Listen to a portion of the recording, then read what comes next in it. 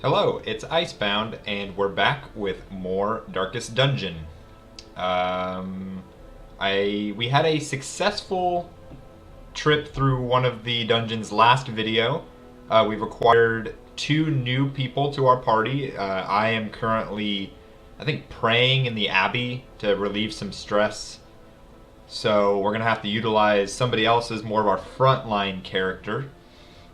We have some things we could spend here at the bottom, but I think that right now we're just going to have me try and reduce some stress, and we're just going to jump right in and try and do a dungeon.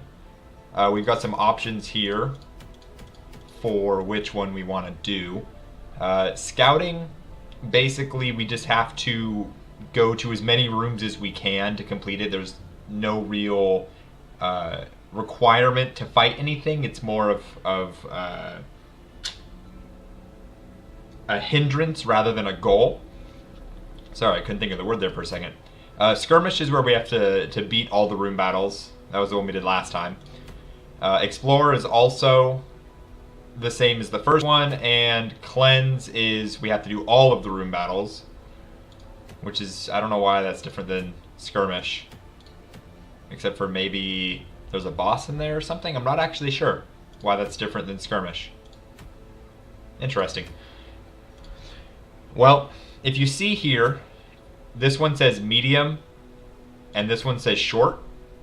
Medium means we get to do something called camping, where there's a little kind of mini game almost involved where our characters rest for a little while, and we use some special abilities with our characters to try and reduce stress or heal or prepare for the final area. And there's quite a bit more rooms in the dungeon. So essentially you're supposed to try and go as far as you can without camping, camp to regenerate, and then continue on with the rooms. The medium dungeons are considerably harder than the short ones. Not terrible, but definitely more challenging, but obviously the rewards are a little better. So I think what we want to do is just a short dungeon. We're going to try and boost up our new people, kind of get them acclimated to the group, and try and pick up some more people afterward to do the same thing. So we're going to do Explore, where we're supposed to just go around the dungeon and see every room that we can. So let's do... Alright, so Dreadfire wants to be in 2 or 3. GwG wants to be in 2 or 3. Oh, so Grande wants to be in 3 or 4. The place that you can see this, I know my mouse isn't showing up, and I really don't know why that is with this game. But on the top right, the two kind of yellow-white circles indicate their preferred position. So that's where they kind of want to be. So he wants to be in 3 or 4. Cruel wants to be in 1, 2, 3. And Lovely Sophia wants to be 3, 4. We have a lot of, 2 3s. I think it was Dreadfire, GwG, and Lovely Sophia. The nice thing about that is pretty much anyone can be in slot 3 and they're content. So let's put... He doesn't mind being in 1. He's the only person we have that really doesn't mind being in the first slot. So let's put Cruel in slot 1.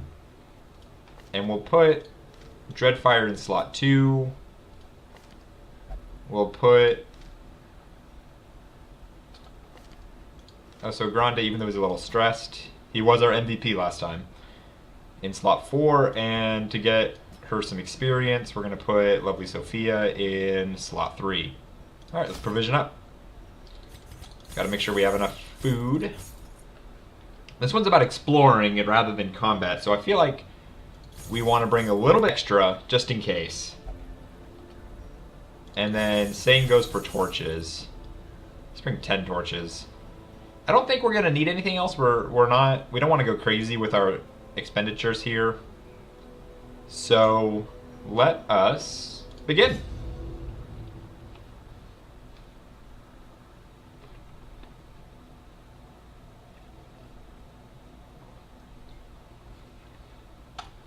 Pace out the halls of your lineage, once familiar, now foreign. Alright, so standard protocol here. take a look at what we're dealing with. So we're supposed to go to 90% of rooms. And this layout is really convenient for that. Because if it was 100%, we'd have to go here and then detour backwards. And that would just take extra time and food and stuff. So thankfully, because it's 90%, we can just go up around this path and kind of make a loop and fulfill the requirements. So let's get started. Oh, right off the bat, we get a little event. Yeah, what is that? What is that? Cruel, open it. See what happens. His history of sin is too much to bear. So we got a little bit of stress there. If you knew Cruel in real life, you'd realize that that is more than true. Something cool. Alright, what do we got? Alright, first room down with no combat. That is somewhat of a boon. It's nice to get the reward from combat, but at the same time, minimizing damage and stress and whatnot makes things... Alright. Well, off to a good start. You have to wonder how these three people walked by the trap and it's the person in back who gets hit by it. But whatever. I think Sack's contents are ours. 500 gold. Nice. Basically, that just means that Osa Grande probably won't be opening any of the events, like the pew that we saw, or the confession booth, rather. Or he won't be checking any of the bags because he's already kind of down some health. Second room, no combat. I mean, just keep going, I guess. The torchlight is fading. Oh, my bad. Let's go ahead and bring that back up to full. As I've said in previous videos, the torch level really indicates how hard this is going to be as we progress. Has a lasting effect, be positive, hard skinned. Let's see what that means. It's a positive, plus 5% protection. Alright, so he just takes 5% less damage. Very nice. Alright, let's keep going. Will we see combat? Finally. Wow. This is the furthest I've ever gone in this game without seeing even an ounce of combat. Make sure our torch stays all the way up. Okay, this one is the only one that I think could be Oso Grande. I don't actually know if the character you choose determines anything when it comes to which traps they're checking. But this is a sciencey thing. He's a plague doctor. I'm fairly confident that if there was some sort of connection, then the plague doctor would be the one you want to do it, right? And an accident occurs. Our MVP is not so good anymore. Don't have a more eloquent way to say that, but... Okay, that's 4 rooms down, no combat yet. I'm just gonna die straight up to traps, aren't I? Cruel machinations spring to life. So let's burn another torch here. Sack is empty. You have to wonder why they don't actually just pick up the sack and bring it with them. I mean, sure, there's nothing in the sack, but a sack is still a sack, right? I mean, am I crazy? Okay, so we've gone 5 rooms, no combat. We just got a lucky scouting, I think because of the torch.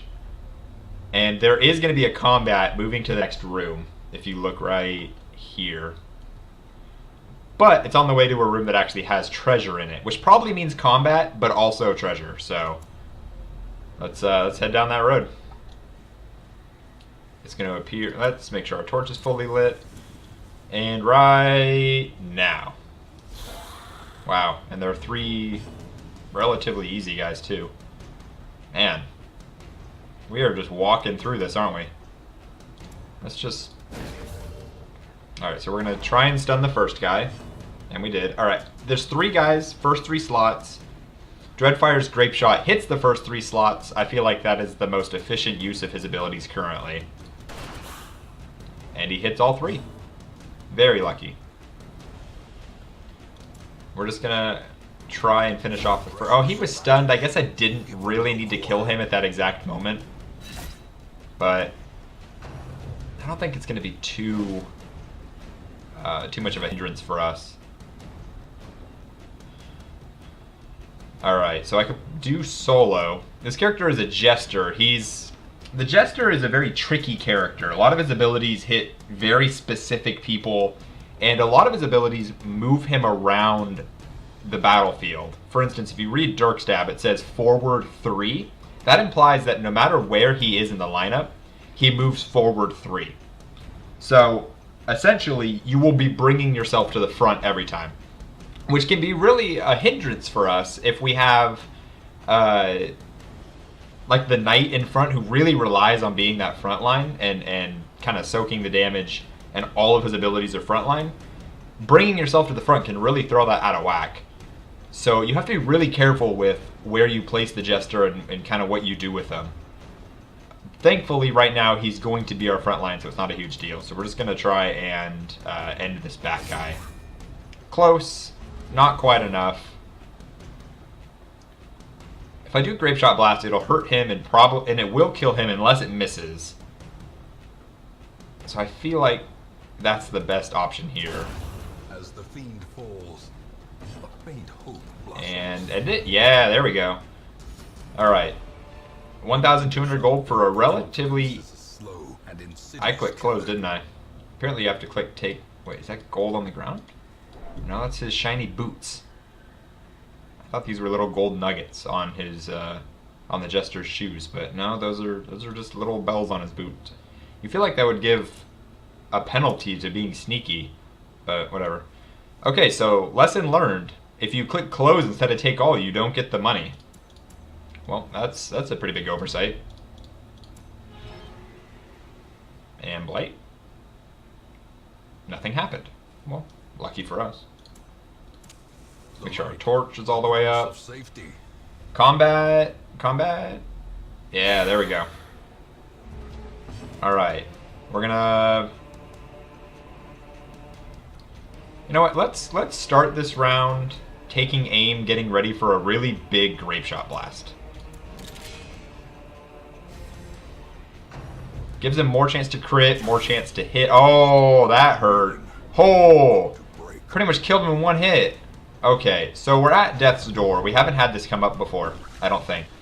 Essentially, every time he gets hurt while at Death's Door, he has a chance to die. He doesn't die next hit. It's kind of a coin toss. So we're essentially hoping every time he gets hurt that he's going to win the coin toss until we can get him healed. Once he's off Death's Door, he's going to be fine for another hit. You cannot die out of nowhere. You will go to Death's Door first. So we're hoping that lovely Sophia gets a chance to go before any of these hit Oso Grande.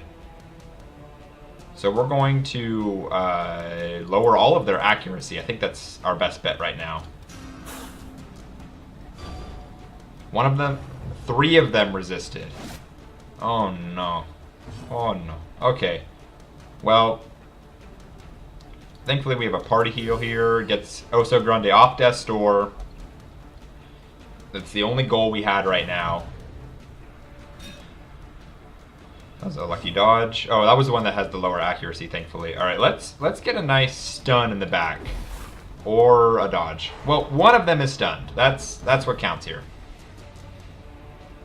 Alright, let's Sorry, this will do 4 to 7. This will do 4 to 7, but this will bleed them. Let's just hit him and then try and bleed him. Resist. I guess that makes sense. He doesn't really have bones. Or, I'm sorry, all he is are bones. He doesn't have blood.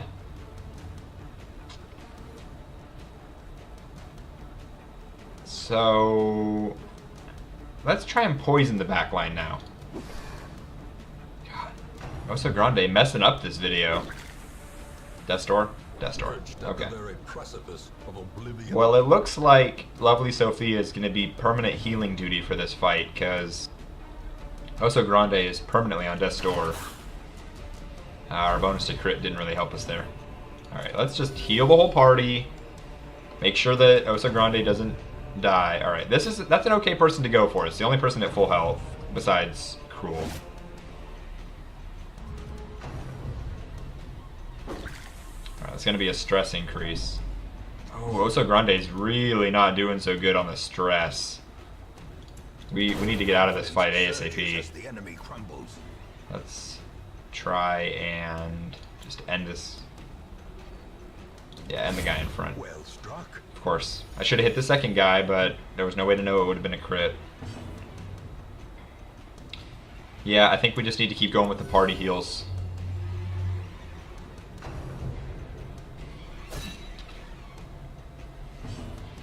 As long as they're not going for Oso Grande, I think I'm okay. See if we get a poison on the guy in front. Resist. Okay. Well, it was worth a shot. I'm actually happy it's not Tempting Goblet. We don't really need any more stress increasers here. We're just gonna go ham on the front guy, try and get him gone. There we go. There we go. There we go. Okay. Poison the guy in front, right? Perfect. I should party heal, but I think that I'm gonna try and stun the guy in front. Yeah, so the party heal, not as necessary. Cool, cool, cool. Alright. Got through it. We got some good good loot. We got 600 gold here between the two, and 2 of these to upgrade our town. Clicking take all this time, and we get this treasure chest, which has 4 deeds, another thing to upgrade the town with. Very nice. And we have 1 room left till the quest is done, so as long as we don't hit any crazy problems, we're gonna be okay. Let's I think that we have enough food to spare that we can do this. Haven't had any hunger traps yet. Alright, we got books. Unsettling passage. 31 stress. Whew. Ouch. Alright. We're gonna do some serious therapy at the end of this mission. Last room. Don't be crazy. That's it. No combat.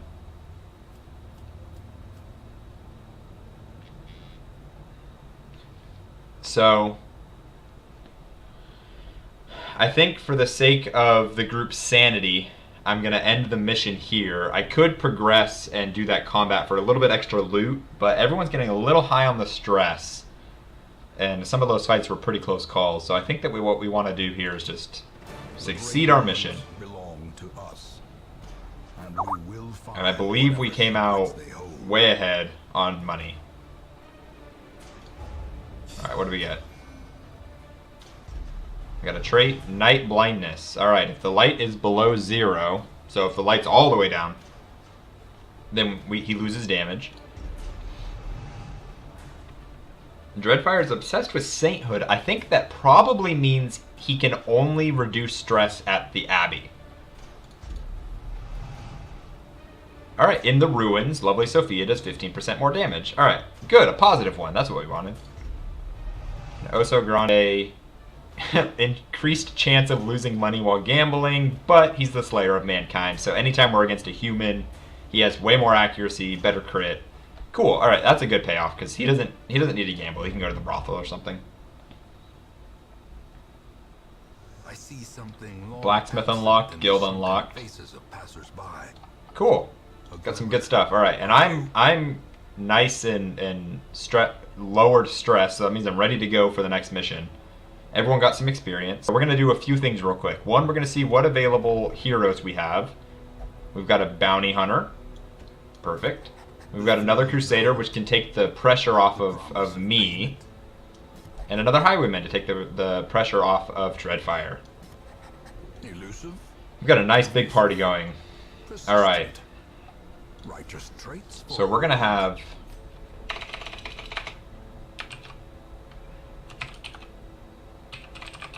Swag Nasty up in here. We're gonna have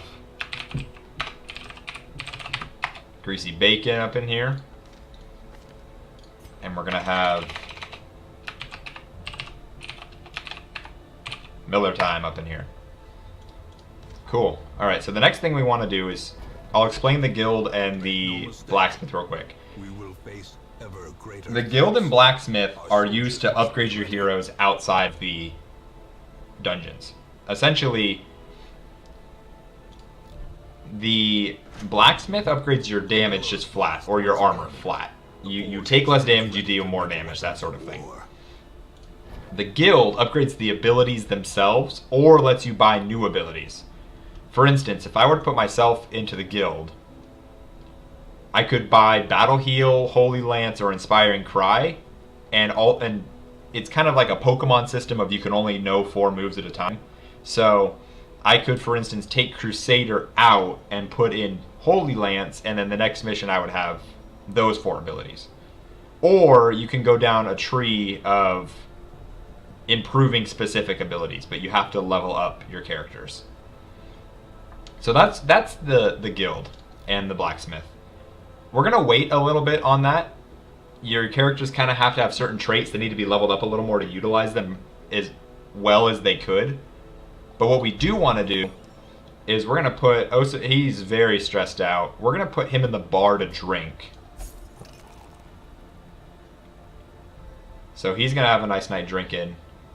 Cruel is going to gamble. No, Cruel's going to go to the brothel, and Lovely Sophia is going to go to the gambling hall.